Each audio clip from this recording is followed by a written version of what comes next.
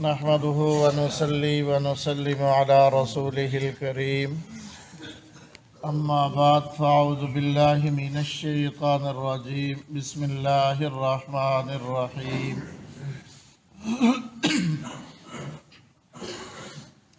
ساتویں آسمان پر حضرت ابراہیم علیہ السلام سے ملاقات ہوئی۔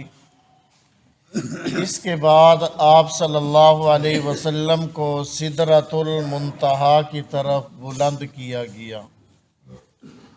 سدرۃ المنتہا ساتویں آسمان پر ایک بیری کا درخت ہے۔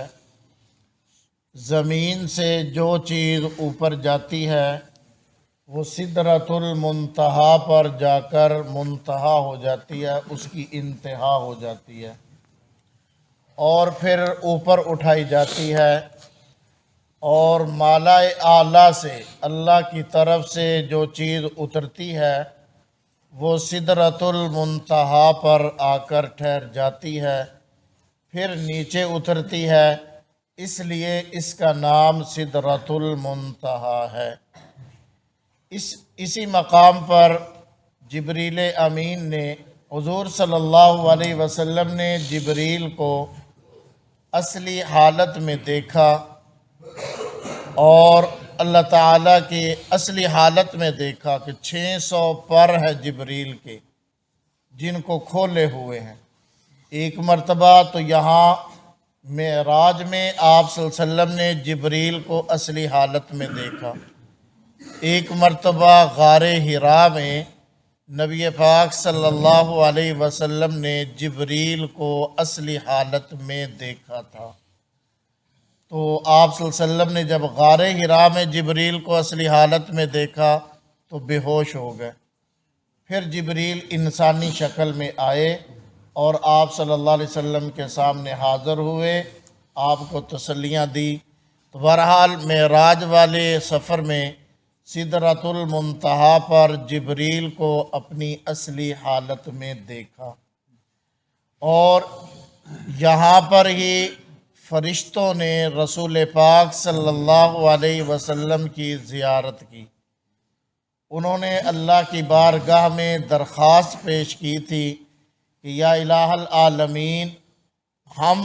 آپ کے پیغمبر اور محبوب صلی اللہ علیہ وسلم کو دیکھنا چاہتے ہیں۔ چنانچہ اللہ تعالیٰ نے ان سے فرمایا تھا سدرۃ المنتہا پہ جمع ہو جانا۔ چنانچہ یہ فرشتے یہاں پر جمع ہوئے۔ رسول پاک صلی اللہ علیہ وسلم فرماتے ہیں میں نے ان کو پتنگوں کی شکل میں، وہ چھوٹے چھوٹے جو ہے وہ پرندے جو آگ میں گرتے ہیں، ان کی شکل میں فرشتوں کو وہاں پر دیکھا جو روشنی کیے ہوئے تھے۔ تو جبریل سے پوچھنے پر مجھے بتایا گیا یہ اللہ کے فرشتے ہیں جو آپ کی زیارت کے لیے یہاں پر جمع ہیں۔ وہاں پر پھر اللہ تعالیٰ کی عجیب و غریب انوار و تجلیات کا مشاہدہ کیا۔ بے شمار فرشتے اور سونے کے پتنگے اور پروانے دیکھے جو سدرۃ المنتہا کو گھیرے ہوئے تھے۔ اس کے بعد پھر آپ صلی اللہ علیہ وسلم کو جنت اور دوزخ دکھائی گئی، کیونکہ جنت جو ہے وہ سدرۃ المنتہا کے قریب ہے، جیسا کہ قرآن کریم میں سورۃ نجم کے اندر اللہ تعالیٰ نے ذکر فرمایا ہے عند سدرۃ المنتہا عندہا جنت المأوی۔ اور حضرت ابو سعید خدری رضی اللہ تعالیٰ عنہ کی حدیث میں ہے کہ حضور صلی اللہ علیہ وسلم بیت المعمور میں نماز پڑھنے کے بعد سدرۃ المنتہا کی طرف بلند کیے گئے، اور سدرۃ المنتہا کے بعد جنت کی طرف بلند کیے گئے، اور جنت کی سیر کے بعد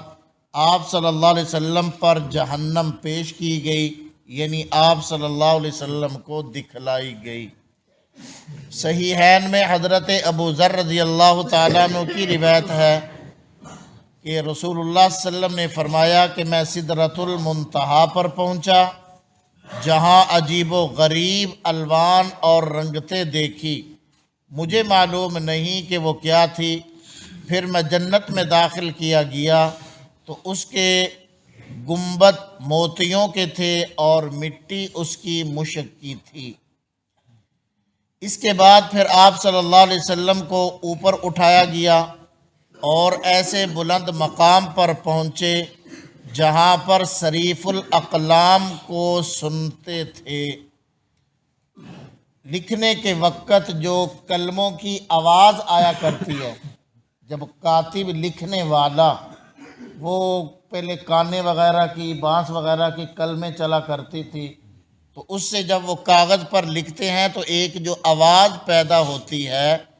تو وہ جو آواز نکلتی ہے اس کو کہتے ہیں صریف الاقلام۔ تو آپ صلی اللہ علیہ وسلم نے ان کلموں کے لکھنے کی آواز کو سنا۔ بتایا گیا کہ یہ اللہ تعالیٰ کی طرف سے جو آنے والے انسانوں کی تقدیر ہے، جو لکھی جا رہی ہے، وہ اس مقام پر وہ قلم جو ہے وہ ان انسانوں کی تقدیریں لکھنے میں مشغول ہیں، اور فرشتے مقرر ہیں لکھنے پر، اور ملائکہ اللہ تعالیٰ کی طرف سے آنے والے احکامات کو لکھ رہے ہیں، اور احکام خداوندی کو لوح محفوظ سے نقل کر رہے تھے۔ تو آپ صلی اللہ علیہ وسلم نے یہ منظر بھی دیکھا اور کلموں کی آواز کو بھی سنا۔ اور پھر اس کے متعلق جتنی احادیث ہیں ان میں غور و فکر کرنے سے معلوم ہوتا ہے کہ مقام صریف الاقلام، یہ کلموں کے لکھنے کی آواز کی جگہ، یہ سدرۃ المنتہا کے بعد ہے۔ اس لیے کہ حدیثوں میں جو آ رہا ہے وہ یہ ہے کہ نبی پاک صلی اللہ علیہ وسلم سدرۃ المنتہا کے بعد جو ہے اس مقام پر پہنچے تھے۔ پھر آپ صلی اللہ علیہ وسلم وہاں سے جو ہے وہ جب فارغ ہوئے تو وہاں سے چل کر آگے پھر حجابات کہتے ہیں پردوں کو، وہ حجابات جو ہے وہ پردے شروع ہوتے ہیں، ان کو طے کرتے ہوئے اللہ کی بارگاہ میں پہنچے۔ کہا جاتا ہے کہ آپ صلی اللہ علیہ وسلم کی سواری کے لیے ایک سبز مخملی مسند آئی، اس پر سوار ہوئے اور بارگاہ الہی میں پہنچے، جس کا ذکر سورۃ نجم کے اندر بھی آتا ہے، وَدَنَا فَتَدَلَّا فَكَانَ قَابَ قَوْسَيْنِ أَوْ أَدْنَىٰ۔ یہ اللہ تعالیٰ کا اور رسول پاک صلی اللہ علیہ وسلم کا انتہائی قرب بتایا گیا ہے کہ آپ صلی اللہ علیہ وسلم اللہ تعالیٰ کے انتہائی قریب پہنچے، اور وہاں پر اللہ تعالیٰ کے اور رسول پاک صلی اللہ علیہ وسلم کے درمیان جو پردے تھے، بہت سے پردے ہٹائے گئے۔ قاضی ایاد رحمہ اللہ کی ایک کتاب ہے الشفاء، اس میں وہ نقل فرماتے ہیں، حضرت ابن عباس رضی اللہ تعالی عنہما فرماتے ہیں کہ وَدَنَا فَتَدَلَّا میں تقدیم و تاخیر اصل میں اس طرح فَتَدَلَّا فَدَنَا، مطلب اس کا یہ ہے کہ رسول پاک صلی اللہ علیہ وسلم کی سواری کے لیے شب معراج میں ایک سبز مخملی مسند لائی گئی، جیسے وہ دلہن کے بیٹھنے کی جگہ نہیں بنائی جاتی، اس طریقے سے، اور اس کو اوپر اٹھایا گیا۔ آج کل اس کو سمجھنا مشکل نہیں ہے، جیسے وہ لفٹ لگی ہوتی ہے، اس طریقے سے جو ہے وہ پھر اس لفٹ کے ذریعے آپ صلی اللہ علیہ وسلم کو اوپر اٹھایا گیا، اور آپ صلی اللہ علیہ وسلم یہاں تک کہ اللہ کے قریب پہنچ گئے۔ حضرت انس بن مالک رضی اللہ تعالیٰ عنہ کی روایت میں ہے کہ میرے لیے آسمان کا ایک دروازہ کھولا گیا، میں نے نور اعظم کو دیکھا اور پردے میں سے موتیوں کی ایک مسند کو دیکھا، پھر اللہ تعالیٰ نے جو کلام کرنا چاہا وہ مجھ سے کلام فرمایا۔ تو رسول پاک صلی اللہ علیہ وسلم یہاں تک اللہ کی بارگاہ میں پہنچے۔ تو حضور صلی اللہ علیہ وسلم جب مقام فتدلی اور حریم کریم میں پہنچے تو بارگاہ بے نیاز میں سجدہ نیاز بجا لائے، اللہ کی بارگاہ میں سجدہ ریز ہوئے اور اللہ کی حمد و ثنا کو بیان کیا۔ اللہ ہمیں سمجھنے کی اور عمل کی توفیق